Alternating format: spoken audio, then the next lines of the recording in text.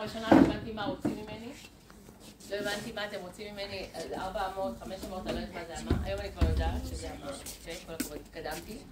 אבל רציתי לדבר איתכם על כמה שאלות, לשאול אתכם, ואחר כך להגיד לכם כמה דברים קטנים, אל תדאגו, זה לא הולך להיות טוב. אז רציתי לשאול שאלה בהצבעה, מי מפחדת להיות לבד? לבד לגמרי. לבד בתחושה או לבד לבד. נגיד יש מלחמה. נגיד, לא קוראים לי בגלל, או יש אזעקה. מי מפחד להיות לבד? פחדות. אוקיי? אם יש אזעקה ואת לבד, מפחדות? לבד לגמרי. מצוין. בסדר, גם בלי להיות לבד אתם מפחדים. רגע. אז לא לבד אם אתה כזה סורקו. תודה. הלאה.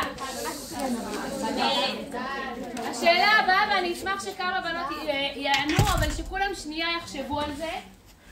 איזה רגשות יש לי שאני נמצאת עם המשפחה שלי, לא כשאני רבה עם אחות שלי, אבל שאני נמצאת עם המשפחה שלי באופן כללי ברגעים שמחים יותר, או שאני נמצאת עם חברות שלי. שנייה תחשבו על זה. איזה רגש עולה בי, בסדר? זה לא שכל, זה רגש. איזה רגש עולה בי, איזה תחושות עולות בי שאני עם חברה שלי. או עם המשפחה שלי, אבל ככה בכיף, לא ברגעים הפחות כיפים. ואני אשמח שתגידו לי. כן. שמחה? אוקיי. עוד משהו? אבל כשבא. אהבה, אחווה. ואת מרגישה את זה? תודה. את למה צינית? זה מביך? עכשיו איתם ביד. אוקיי, כן. כיף לה. מה את מסתכלת? זה מכוערת. נכון, תחושה של טוב, תחושה שנעים לך. תודה. ביטחון. תודה, שמעתם? איך קוראים? הללי, יש לך תחושה של ביטחון, אולי לעומת הלבד, נכון? יש איזושהי תחושה של ביטחון. מצוין. אז אתמול הייתי בחתונה, אפילו 2. הלכתי 2 קלות, והם התחתנו באותו יום, והספקתי להיות בשתי החתונות. ואני רוצה לשאול אתכם, מה החלק הכי מרגש בחתונה? סגירת הכוס. או חופה.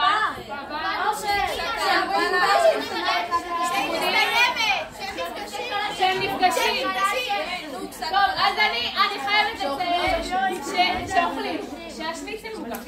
אז אני חייבת לציין שכולנו, אם אתם קצת רומנטיקאיות, אז אתם אוהבות. לפחות אני, הכי מרגש אותי הרגע הזה, ששומעים, גם טבעת נורא מרגשת, שככה שמים מוזיקה ויודעים שהחתן מגיע לקראת הכלה.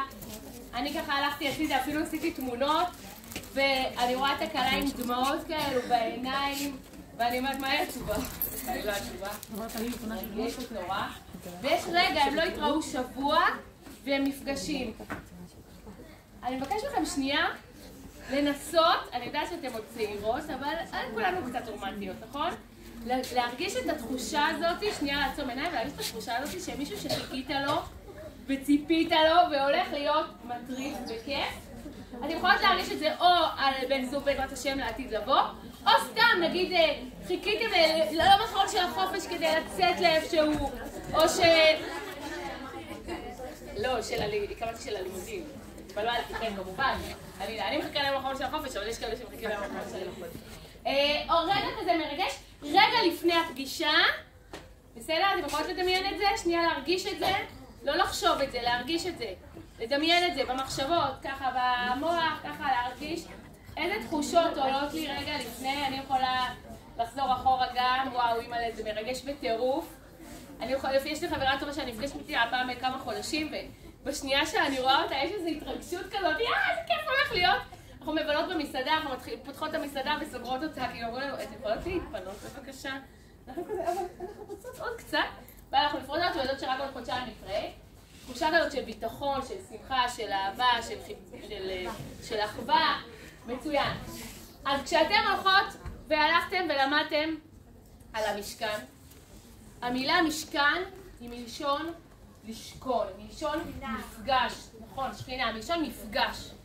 בעצם אנחנו כזה אומרים, מה צריך לראות משכן? זה כזה משעמם. זה כמו להגיד, בסדר? וואי, להתחתן זה כזה משעמם. עכשיו, אני לא חושבת שמישהו כאן אומרת, וואי, להתחתן זה משעמם. אלא אם כן, אני לא רוצה כל כך להתחתן, אבל באופן כללי, זה נורא נורא מרגש ונורא משמח, ואני מניחה כלות, אז יש להם הרבה שאלות טכניות. איפה יהיה להם את המקרר, איפה יהיה את השולחן, איך יהיה היום של החתונה. והקלות האחרונות שהדרכתי, זה אחד הדברים שהם אמרו לי, וואי, תודה שהעלית אותנו קצת בשיעורים, שהעלית אותנו ככה למשמעות של הדבר הזה, למשמעות של החתונה. אנחנו כל כך עסוקות באיך לבנות את הבית, כאילו ברמה הטכנית, ששכחנו את המשמעות. ובאמת אני חושבת שמי שמבינה שמשכן הוא מלשון מפגש, הוא האפשרות שלי להיפגש, ושאני נפגשת, כמו שאני נפגשת עם המשפחה שלי ועם חברות טובות, אז אני לא לבד. ויש בי רגשות של חום, ושל אהבה, ושל שמחה, וביטחון, וכל הרגשות האלו הם מה שמחכים. רציתי להתחיל איתכם עם משל כזה עצוב, אבל אמרתי, די, אני לא רוצה לעצובה. בסוף, חתן והכלה נפגשו והייתה חתונה, היה חתונה מהממת ומרגשת, הייתי בשתי חתונות, אז גם השנייה הייתה מהממת ומרגשת. אבל כשרציתי ככה בהתחלה להגיד לכם, רציתי להגיד לכם, כן, הכלה כבר נמצאת ועומדת, מחכה, יושבת, נכון, היא יושבת בזה עצוב הכלה. והחתן לא מגיע. מה הייתם מרגישות? מה אתם אומרות? רחפן, אבל הוא עוד פעם, עבר עוד שעה והוא לא הגיע, מה הייתם אומרות? עוד שעה והוא לא הגיע, מה הייתם עושות פיזית? מה? בוכות. נכון, בוכות. אנחנו נמצאות, בבוכה, בכי, נכון. אנחנו נמצאות ערב שבת. בסדר, עוד רגע יש מפגש, עוד רגע יש בית מקדש. אבל הוא מתעכב, אנחנו מחכים. אז איך מחכים? אנחנו מחכות בזה שאנחנו מתפללות, שאנחנו בונות את העולם הרוחני שלנו. עכשיו אנחנו אומרות, טוב, אז מה זאת אומרת לי 4 מידות, 4 אמות? המידות של המשכן הן המידות של העולם. אם אני מבינה שאני לומדת את המשכן, אני לומדת עוד משהו על עצמי, על המפגש שלי שיהיה לי, בסדר? אז פתאום זה מעניין. אם זה סתם אבנים, זה פחות מעניין, אבל אם זה האבנים שאיתם אני בונה משהו שאני אוהבת, אז פתאום למילים יש משמעות. אז אני מאחלת לכם שתזכו בעזרת השם איתי ביחד לעלות לבית המקדש. ועד אז, ואנחנו נתאמץ על זה, וצריך לדעת את זה, שזה כמו ערב שבת, כאילו כל העצבים, כל המתח, כל עכשיו מלחמה, בלגן, זה כמו ערב שבת, המטבח הפוך, נכון? וערב שבת זו אומרת, כן, בדרך כלל זו אומרת, איך תגיע לכאן השבת, נכון? אז היא תגיע, וגם נדליק נרות, וגם נקבל את השבת בשמחה, אנחנו גם נקבל את הגאולה. אבל השאלה אם לא נקבל את הגאולה או לא, היא תגיע, השאלה אם אני אהיה מוכנה לקבל את הגאולה, כן? אם אני אהיה עוד, אתם מכירות את זה? נראה לי בגיל שלך זה ממש ככה, או שאולי עוד טיפה, שמתקרחים שאתם כבר בתוך שבת. וזה, אבל רגע, אבל כבר הגיע שבת, ואת כזה, אבל לא הספקתי, אבל לא... אז אני מאחלת לכם ללמוד את התורה בצורה כזאת שתגיעו מוכנות, ומוכנות זה בבפנים. זה להגיד שאני רוצה ללמוד ולדעת, לא בטוח שאני אדע הכל. אבל עצם הרצון שלי ללמוד, הרצון הוא הכלי לבנות. אז אני מאחלת לכם שיהיה לכם המון רצון ללמוד, וגם אם לא רצון גדול, לפחות התחלה של רצון. התחלה של רצון זה רצון בפני עצמו. אז שיהיה לכם בהצלחה רבה וגדולה, ושאנחנו נעלה ביחד ונמדוד את המידות. אני רק אגיד עוד משפט אחד חשוב לדעת, שיש כבר חבר'ה שמסתתים את האבנים לבית המקדש, ועליהם נגיד, לא לשווא אחי חצבת לבניין חדש, כי מן האבנים האלו ייבנה מקדש, גם מהאבנים שלכם של הלמידה, וגם מהאבנים הפיזיות, אנחנו כבר בארץ ישראל, ייבנה מקדש בעזרת השם. בהצלחה ענקית לכם. מה קרה עם הגן? אני רוצה להגיד